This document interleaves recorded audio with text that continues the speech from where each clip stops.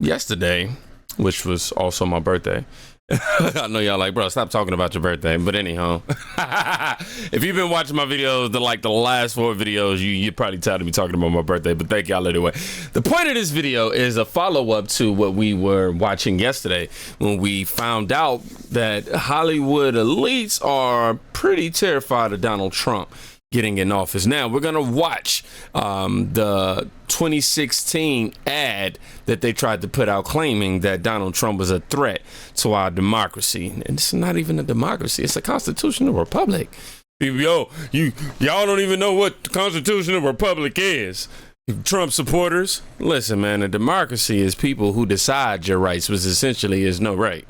But, a constitutional republic is people protecting, your constitutional rights being protected, okay? You have rights then. Anyhow, point of the video. Republican members of the Electoral College, this message is for you. As you know, our founding fathers built the Electoral College to safeguard the American people from the dangers of a demagogue and to ensure that the presidency only goes to someone who is to an eminent degree endowed with the requisite qualifications. An eminent degree. Someone who is highly qualified for the job. The Electoral College was created specifically to prevent an unfit candidate from becoming president. There are 538 members of the Electoral College. You and just 36 other conscientious Republican electors can make a difference. By voting your conscience on December 19th. And thereby shaping the future of our nation. I'm not asking you to vote for Hillary Clinton. Wait. Saul too? My dog Saul? Oh, man. I'm not asking you to vote for Hillary Clinton.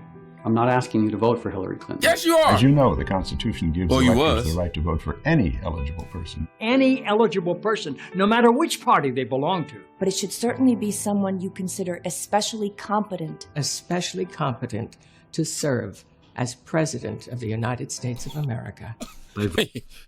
Who? Biden? Of course, they was talking about, it was Hillary at this time, but Biden? Ooh, this age horrible. Let me get off the screen, y'all, because I'm going to keep interrupting. Y'all don't want that. Voting your conscience. You and other brave Republican electors can give the House of Representatives the option to select a qualified candidate for the presidency. I stand with you. I stand with you. I stand with you. I stand with you in support and solidarity with conservatives, independents, and liberals. And all citizens of the United States.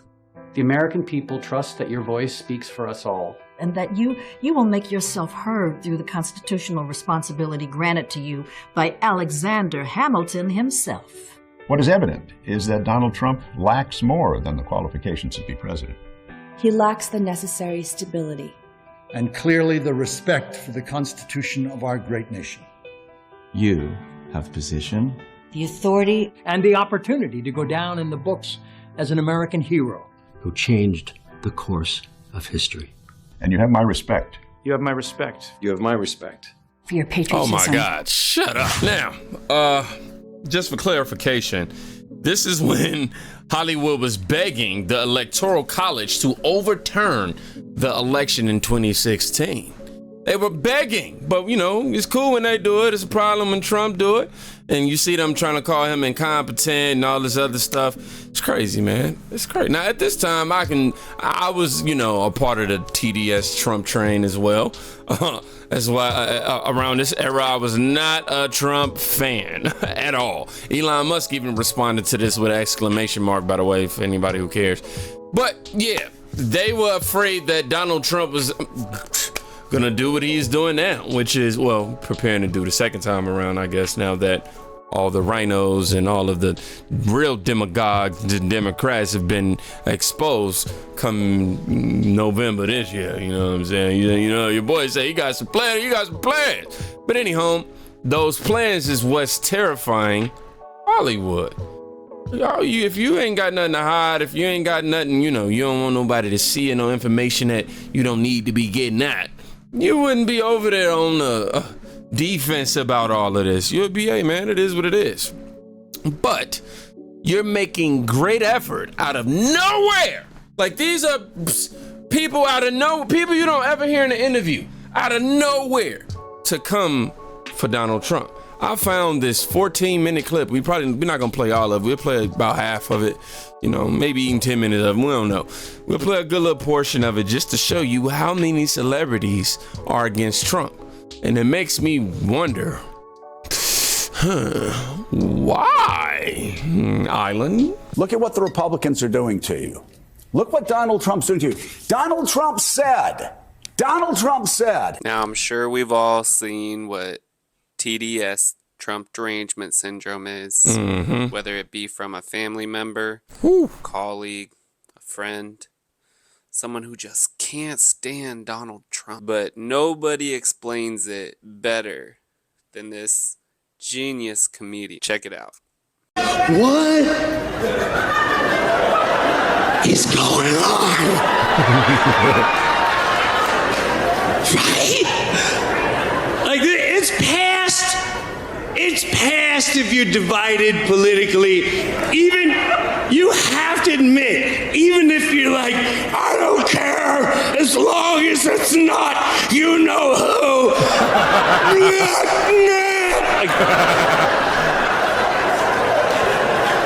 That was like a demonic, like the devil came out and just whoever, like, we're gonna make people hate Donald Trump, hate! Get him! I hate Donald Trump! He's a racist! He's a deadhead! White supremacist! He's a insurrectionist! They lynch people!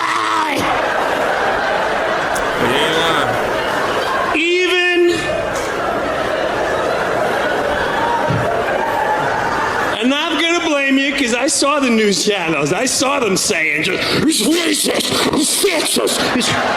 You would just wake up to pee in the middle of the night. He hates Mexicans and he says they're rapists and he hates black people and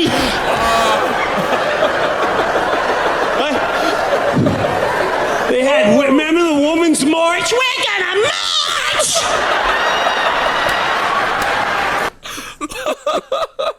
That guy's great. Oh, he killed that. Mexicans, blacks, insurrectionists.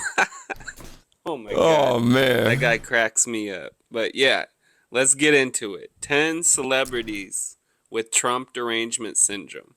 Let's go. Let's see how many we can get through, y'all, before we get up out of here. This is Bruce We're living in a frightening time. The stewardship of the nation has been thrown away to somebody who doesn't have a clue as to what that means. And unfortunately, we have somebody who I feel doesn't have a grasp of the deep meaning of what it means to be an American. And really? He's such a flagrant, toxic narcissist that he wants to take down the entire democratic system with him if he goes. If he could reflect on these things, maybe he'd have, but he's such an unreflective person. No contact, And, like no actual merit? He simply has no sense of decency and no sense of responsibility about him. And the words that he's been using over the past several weeks really are an attack on the entire democratic process. And is that dangerous? Yeah, it is. I think it's very dangerous. He does have a lot of people's ears, and I don't think he's going to go quietly into the, gently into the good night. I think he's going to make a big a mess as he can, and I don't know what that's going to mean, but we'll find out shortly. We got Donald Glover and the weird lady on Seinfeld. First, I want to thank, the great algorithm that put us all here. I want to thank my parents who are in the audience. This is nuts, my brother. I want to thank Trump for making black people #1 on the most oppressed list. He's the reason I'm probably up here. We have a great final season that we're about to start filming with a lot of surprises that our fabulous writers have cooked up. We did have a whole storyline about an impeachment, but we abandoned that because we were worried that someone else might get to it first. Oh, wow. Michael Keaton? In The Founder, your character mentions that he wants McDonald's to be like sort of the American church. Do you think that there's that is sort of what's happened? That is, that kind of capitalism has become more the religion of America than religion? Good question. Yeah, in some cases for sure. Things are based on money. Things are based on wealth. You're judged by. Look at President-elect. Constantly talks about money. money and how and his wealth and other wealth, and it's just so. No, he so doesn't. People standing on a tarmac waiting for this guy, a person saying, "I'm one of you. Watch me fly in on my jet." And the amazing thing is, people go, "He's one of us. I don't really have a jet, but he's one of us." Why do people equate money to like your level of understanding human interaction? You know, like, oh, you're too rich to understand what struggle is. You know, like, you don't know what it is. Like, sure, maybe he hasn't experienced what everybody or most people or some people have experienced in life. And that's okay. He does. Are we championing not being able to provide certain experiences for our kids? Are we championing forcing our children to have to struggle to understand what struggle is? Now, I know I took this to a completely different space, you know, added way more context, but essentially I'm sitting back going, what, really? You know, it gets that deep for me sometimes. I'm never gonna get near a jet. The chances of me getting even close to even being within 1,000 miles of a private jet, especially based on what's gonna happen, are getting less and less and less and less right in front of my eyes. It's a baffling thing. Taylor Swift. Wow. If we came to you and said, hey, we've got this idea that we could halve the number of people that come to you next tour. And the other thing, just from a security So you standpoint, think Taylor Swift comes out against Trump. I don't care if they write that. I'm sad that I didn't 2 years ago, but I can't change that. I'm saying right now that this is something that I know is right, and you guys, I need to be on the right side of history, and if he doesn't win, then at least I tried. Taylor, here's the problem. I just want to read you what I wrote, and I'm going to try to start. I just really want you to know that this is important to me. I and this totally is something agree with the issue, but have let you me explain heard to you. hers? Have you just heard Yes, I've read the entire thing, and the bottom line right now, I'm terrified. I'm the guy that went out and bought armored cars. I worry for her safety as much as anybody does, maybe more. It really is a big deal to me. Oh my gosh. I don't even know what I just heard. The guy is a total monster. And anybody, I don't understand it. I guess they get behind that kind of logic. They want to fuck with people, screw. I just want to hear somebody actually say something like a policy issue or something that he actually did to somebody or said to somebody versus them just spewing out, oh, he's just bad for the country. He's, you know, a horrible person. He's a narcissist. Just give him all these adjectives. Like, actually give us some merit to what you're saying. Please. Screw them because they're unhappy about something. He's such a mean, nasty, hateful person. I never play him as an actor because I can't see any good in him. Nothing. Nothing at all. Nothing redeemable in him.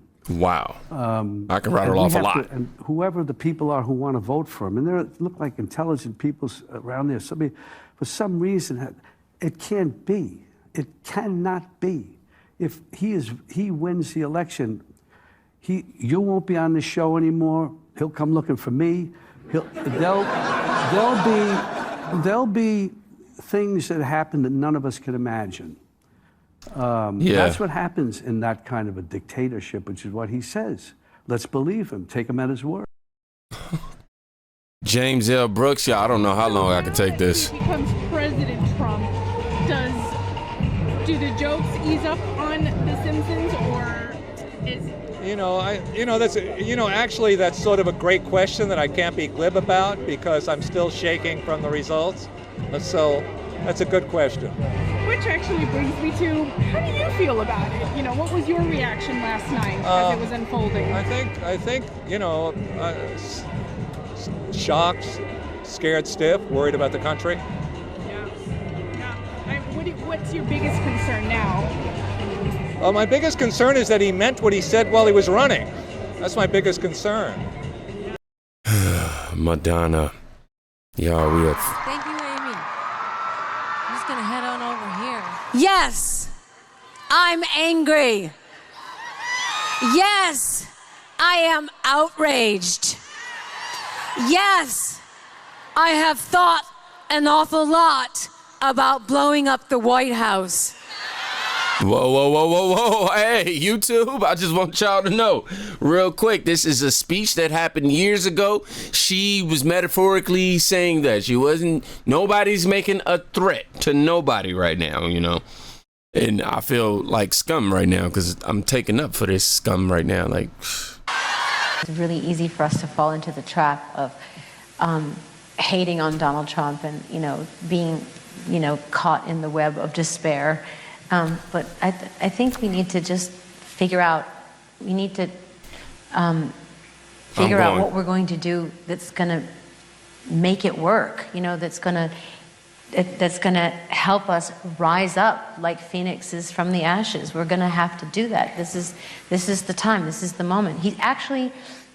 You have to look at it I know this sounds really perverse, but he's actually doing us a great service. Yes, I see that too. Because we've gone as low as we can go. We can only go up from here. Yeah. So what are we going to do to go up? Biden? What are we going to do? We have two choices: destruction, creation. That's it. We're gonna save Eminem in the last 3 for part 2, y'all. I can't do it. Whew, all I can say is, man, that was painful to sit through. I'm over here like, I need me something to drink, smoke. Man, I can't even eat. I can't stomach nothing outside of that. I need to be out of my mind. We'll do a part 2, another day this week. And finish out, this post I got to do tomorrow. Until then, y'all go check on somebody today because this Trump derangement syndrome is getting crazy. Y'all need to get checked out. We need to make sure we get some health insurance for TDS. For real. It is getting bad.